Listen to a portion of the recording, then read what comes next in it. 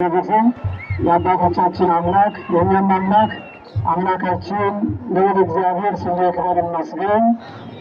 ክቡር አባታችን መምህር ቅዱስ ናትናኤል የደንበጫ ወረዳ ቤተ ክህነት ስብከተ ወንጌል ክፍል ኃላፊ፣ ክቡራን ሊቃውንተ ቤተ ክርስቲያን አባቶች፣ ካህናት፣ መካነ ምስጢር ዲያቆናት፣ አባቶች፣ ምዕመናንና ምዕመናት ሕፃናትን ጭምር በእግዚአብሔር ስም እንደምን አደራችሁ?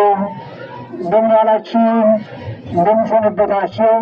አሜን። አምላካችን ልዑል እግዚአብሔር በቸርነቱ ጠብቆን ከፈራነው ሁሉ መከራ ሰውሮን ታላቁን በዓል በዓለ ጥምቀት እንድናከብር ያደረሰን አምላካችን አሁንም በድጋሚ ስሙ የተመሰገነ ይሁንልን። እስቲ እግዚአብሔር እንደምላችሁ አመስግኑት። ሶስት እያመስግኑ ግዴታ አንዱ ጨምሮ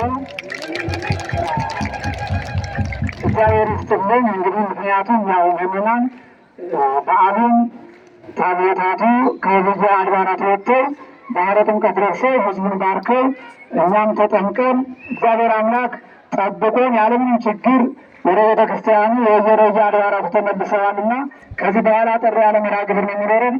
አንድ 5 ደቂቃ ብቻ መምህር ቅዱስ ናትናኤል ትንሽ ትምህርት በቃ 5 ደቂቃ ነው፣ 10 ደቂቃ በጣም ከበዛ 10 ከዛ በላይ አይፈቀድም ማለት ነው። ስለዚህ እሳቸው ያስተምሩናል። ትንሽ ታቦታቱን የተሸከሙ አባቶቻችን ፈቃደኛ ሆነው ነው ግድ የለም የእግዚአብሔር ቃል ከሚቋረጥ እኛ እንድከም ትንሽ አስተምር ብለው ስለፈቀዱ እነሱ ደክመዋል። እነሱ ለእኛ ሲያስቡ እኛ ደግሞ ለእነሱ ማሰብ ግዴታ ስለሆነ አንድ 5 ደቂቃ አባታችን መልእክት አስተላልፈው በጸሎት ስለተቀብለን በጸሎት ዘግተን የመርሐ ግብራችን ፍጻሜ ይሆናል ማለት ነው። በቀጥታ ወደ መምህራችን ሁላችንም መላሰነታችን እንመጣ። በስመ አብ ወወልድ ወመንፈስ ቅዱስ አሐዱ አምላክ ዘለዓለም ሥላሴ እግዚአብሔር አምላካችን መድኃኔ ዓለም ኢየሱስ ክርስቶስ በዚህም ዕለት በዚህም ሰዓት ስላደረሰን ስሙ የተመሰገነ ይሁንና ክቡር አባታችን መላከ ብስራት መምህር ፍሬ ስብሐት የዚህ ታላቅ ደብር ዋና አስተዳዳሪ፣ ክቡራን የተከበራችሁ የተወደዳችሁ ሊቃውንተ ቤተ ክርስቲያን፣ መምህራን፣ ሊቃውንት፣ ቀሳውስት፣ ስዩማነ ምስጢር ዲያቆናት፣ ሁላችሁም በአጠቃላይ በዚህ ቅዱስ ቦታ ተሰብስባችሁ እግዚአብሔርን ለማመስገን የቃል ኪዳኑን ታቦት ለማክበር የተሰበሰባችሁ በሙሉ ኦርቶዶክሳውያን በኃያሉ በእግዚአብሔር ስም እንደምን ዋላችሁ? እንደምን ዋላችሁ? አሜን። ምስጋናው የባሕርይ አምላካችን ስሙ የተመሰገነ ይሁን። ከዚህ በመቀጠል የኔታ እንዳስተዋወቋችሁ ያው ታቦተ ሕጉን ከታች ጀምሮ ለብዙ ሰዓት ነው እንግዲህ ታቦተ ሕጉን ተሸክመው እያከበሩ ያለ። ከዚህ የተነሳ እነሱ ስለደከሙ አጠር ያለ ማለት ያው ፕሮግራሙ የስብከተ ወንጌሉ አምደ ምሕረት እንዳይታጠፍ እንጂ ሰዓት የለም። ስለዚህ መምህር እንዳሉት ዝንቱ ውእቱ ወልድየ በሚል የተወሰነ ደቂቃ ለ5 ደቂቃ ነው ያሉት። እንግዲህ እግዚአብሔር እንደፈቀደ እንነጋገራለን። ዝንቱ ውእቱ ወልድየ የምወልደው ልጄ ይህ ነው ይላል። ይህንን ቃል የምናገኘው በማቴዎስ ወንጌል ምዕራፍ 3 ከቁጥር 17 ላይ የምናገኘው ቅዱስ ቃል ነው። ይህንን ቃል የተናገረው እግዚአብሔር አምላካችን መድኃኔ ዓለም ኢየሱስ ክርስቶስ የተናገረው ቃል ይሁን እንጂ እኔና እናንተ ልንመራበትና ልንረዳበት ዘንድ የተነገረ ኃይለ ቃል ነው። እንግዲህ ይህ ኃይለ ቃል ቀደም ሲል በክርስቶስና በዮሐንስ መካከል ስለተደረገው መልካም ነገር አማካኝነት ተነግረዋል። ክርስቶስና ዮሐንስ በዛሬው ዕለት በዮርዳኖስ ባህር መካከል መልካም ነገርን አድርገዋል። ለዚህም ክርስቶስ በባህር መካከል ባለ ጊዜ መንፈስ ቅዱስ በአምሳለ ርግብ ሲወርድ እግዚአብሔር አብ ከሰማይ ሆኖ ዝንቱ ውእቱ ወልድየ የሰው ልጅ ልጁን ስራውንና ምግባሩን አይቶ እንደሚወድ ሁሉ ዝንቱ ውእቱ ወልድየ ዘአፈቅር የሚወደው ልጄ ይህ ነው ብሎ እግዚአብሔር አብ ተናገረ።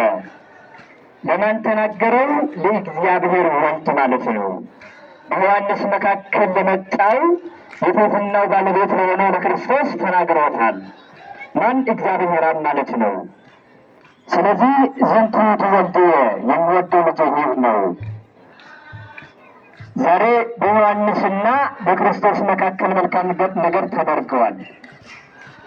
ይህ መልካም ነገር እንደምታውቁት ቅዱስ ዮሐንስ በበረሃ የኖረ ምግቡ ደግሞ ያነጣ ማር የሆነ ልብሱ እንደኛ ያለበሰ መልበስ እየቻለ ያለበሰ ነገር ግን ሕይወቱን ሁሉ ለእግዚአብሔር የሰጠ ሰው ነው ዮሐንስ ማለት። አባቱ ዘካርያስ እናቱ ደግሞ ኤልሳቤጥ ይባላሉ። እንግዲህ በዚህ ቅዱስ አባት አማካኝነት አምላካችን እግዚአብሔር በዛሬው ዕለት በዮርዳኖስ ማይ መካከል ተገልጧል ማለት ነው። ቅዱስ ዮሐንስ ክርስቶስ ከመምጣቱ አስቀድሞ መኑ አመረክሙ ከመ ታምስጡን መቅሰፍት ወእመዓት እያለ ፈሪሳውያንን እያስተማረ ያጠምቃቸው ነበረ። ይህ ምንድን ነው? ለክርስቶስ መንገድ ለመጥረግ ነው። መንገዱን ለማሳመር፣ መንገዱን ለማሳየት ክርስቶስ ይመጣ ዘንድ እኔ በውሃ አጠምቃችኋለሁ፣ ከኔ በኋላ የሚመጣው ግን በእሳት ያጠምቃችኋል እያለ የእሱን የበታችነት እያሳየ የክርስቶስን የበላይነት ይገልጽ ነበረ። ታዲያ ክርስቶስ ደግሞ ሲመጣ አይ እኔ እኮ የአንተ ባሪያ ነኝ፣ እኔ በአንተ ልጠመቅ ሲገባ እንዴት እኔ አንተን ላጠምቅ ይገባል እያለ ስለ ክርስቶስ ታላቅነት ቅዱስ ዮሐንስ የመሰከረበት ዕለት ነው ማለት ነው። እግዚአብሔርን የሚወደው ልጁ ወይም የቅዱስ ዮሐንስ የትሕትናውን ጥግ የገለጠበት አምላክ ሆኖ ሳለ ወደ ዮሐንስ ወደ ባሪያው የመጣበት ዕለት ነው። እንግዲህ ይህ ዕለት ለእኛ ታላቅ ዕለት ነው። መልካም ነገር የተደረገልን፣ ክፉ ነገር ደግሞ የጠፋልን፣ በአዳማዊ በደል የመጣው ኃጢአት የጠፋበት የተደመሰሰበት፣ የሰው ልጅ መልካምም ሰራ በጎም ሰራ ወደ ገሃነም ይገባ የነበረው የሰው ልጅ በዛሬው ዕለት ግን በሚሰራው ስራ ብቻ ወደ መንግሥተ ሰማያት እንዲገባ የስራውን እንዲያገኝ የተደረገበት ዕለት ነው። ስለዚህ ይህ ታላቅ ዕለት በመሆኑ በእውነት እንኳን ደስ አላችሁ ለማለት እፈልጋለሁ። እንግዲህ ጊዜው ስላጠረ ነው። እንግዲህ መርሃ ግብር መሪውም ከመካከሌ እንትን እያሉ ነው።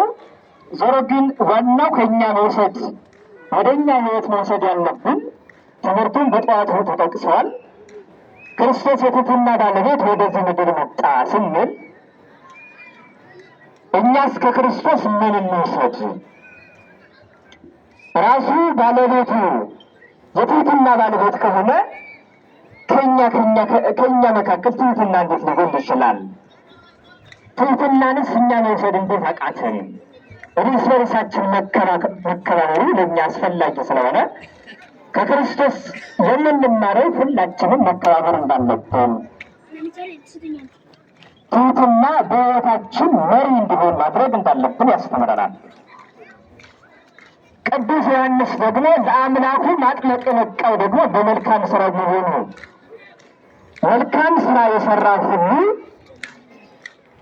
ለመልካም ነገር እንደሚታጭ እኛ መልካም ከሰራን መልካም ማድረግ እንደምንችል የቅዱስ ዮሐንስ ሕይወት ያስረዳናል። ቅዱስ ዮሐንስ ምግብ አልበላም።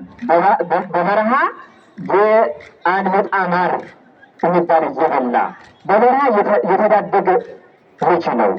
አባትም እናትም በግማሽ ዘመኑ በልጅነቱ ነው የሞቱት። አስተውሉ። ልብሱ ራሱ እንደኛ አልለበሰም። እኛማ እኮ እንዲለብሰን እንዴት እግዚአብሔርን ደግሞ ማመስገን እንዴት ያቅተናል?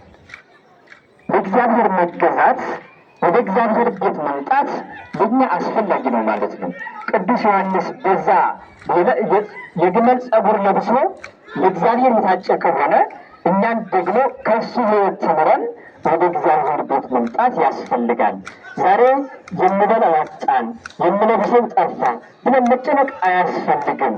የተባለ ለጀሰን እስመ ጀሰንሳት ስለሚለ ሬሳ እናንተ እግዚአብሔር ለእናንተ አለ፣ የሰማይ ወፎችን ተመልከቱ ነው የሚለው። ስለዚህ አትጨነቁ። አለመጨነቅንና ለእግዚአብሔር መገዛትን የዋነት ሕይወት ያስተምረናል ማለት ነው። ስለዚህ አምላካችን እግዚአብሔር የትሕትና ባለቤትና ከዮሐንስ ሕይወት ደግሞ በመልካም ስራችን ለበጎ ነገር እንድንታጭ አምላካችን ይፍቀድልን። እውነት ለመናገር ያው ሰዓት ስላጠረ ነው።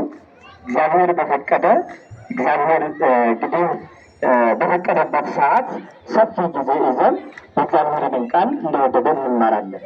ለዛሬው ግን ምናልባት ሌላ መርሃ ግብር አለ። ያው ገንዘብ ማሰባሰቡ ቤተክርስቲያኑ እንደምታውቁት ስላለ ለዛሬው ትምህርት እዚህ ጋር አበቃለሁ። አምላካችን እግዚአብሔር በዚች ባለሳናት ትምህርት ወልደ በሚል ቃል አስፍቶ እንዲገልጽልን ምስጢሩን አምላካችን ይፍቀድልን። ይቆያል።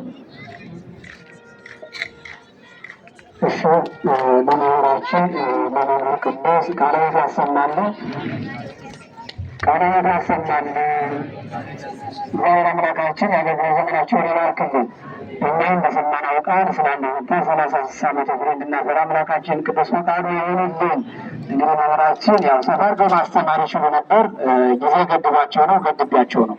20 ደቂቃ 30 ደቂቃ ማስተማር፣ 40 ደቂቃ 50 ደቂቃ ማስተማር ይችላሉ። ምስጢርን ማመስጠር ይችሉ ነበር። ነገር ግን እናንተም ፀሐይ ላይ ነው የቆማችሁ። አባቶቻችንም ከዚያ ጀምረው እሳት ነው ተሸክመው ያሉት እና እነሱ እንዳይደግሙ ቶሎ ለመጨረስ ነው። ከዚህ በመቀጠል እንግዲህ እኛም ተምረናል። በተማርነው መሰረት የህንፃ ቤተክርስቲያን እያያችሁት ነው አይደላችሁ? እስቲ ቀና ብላችሁ ሁላችሁ ሙት አንዴ። ይህንን የሰራችሁት እናንተ ናችሁ። ለእናንተ አንዴ ሞራል ስጡ። እግዚአብሔር ይስጥልኝ፣ እግዚአብሔር ይስጥልኝ። እናንተ ናችሁ የሰራችሁት፣ ማንም አይደለም። ስለዚህ አሁንም ጨርሱኝ እያለ ነው። ጨርሱኝ ከርሞን ጊዜ ውስጥ ላይ ታቦቱ ወደዚያ እንዳይሄድ እዚህ እንዲገባ እያለ እየጠየቃችሁ ነው። እየጠየቃችሁ ያለ ገብርኤል፣ ቅድስት አርሴማ፣ ሕፃኑ ቅዱስ ቂርቆስ ነው።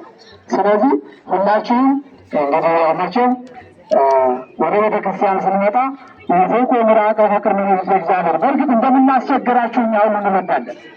እያስቸገርናችሁ እንደሆነ የምትቸገሩ ግን ለሃይማኖታችሁና ለራሳችሁ እንደሆነ ደግሞ እወቁ። ሀብቱንም ጤናውንም ንብረቱንም የሰጠን እግዚአብሔር ነው። ባለፈው ያልኳችሁ ነገር እግዚአብሔር ወይም ደግሞ ይቅርታ አባት ለልጁ ምን ይሰጣል? ልጃቸዋለሁ ላም ይሰጣል። ልጅ ደግሞ ወተት ይነሳል። አባት ለልጁ ላሚቱን ትውለድልህ ትርባልህ ብሎ እየሰጠ ልጅ ግን ለአባቱና ለእናቱ ወተት ለመስጠት ይነፍጋል። እና እኛም እግዚአብሔር ንብረቱን ሀብቱን ሰጥቶን ወደኋላ ማለት የለብንምና ያላችሁን ስለት ያላችሁ ሰዎች በር ክፈቱልንና ወደዚህ እየመጣችሁ ስለታችሁን አስገቡና መርሃ ግብራችንን እንጨርስ ማለት ነው። ስለት ያለባችሁ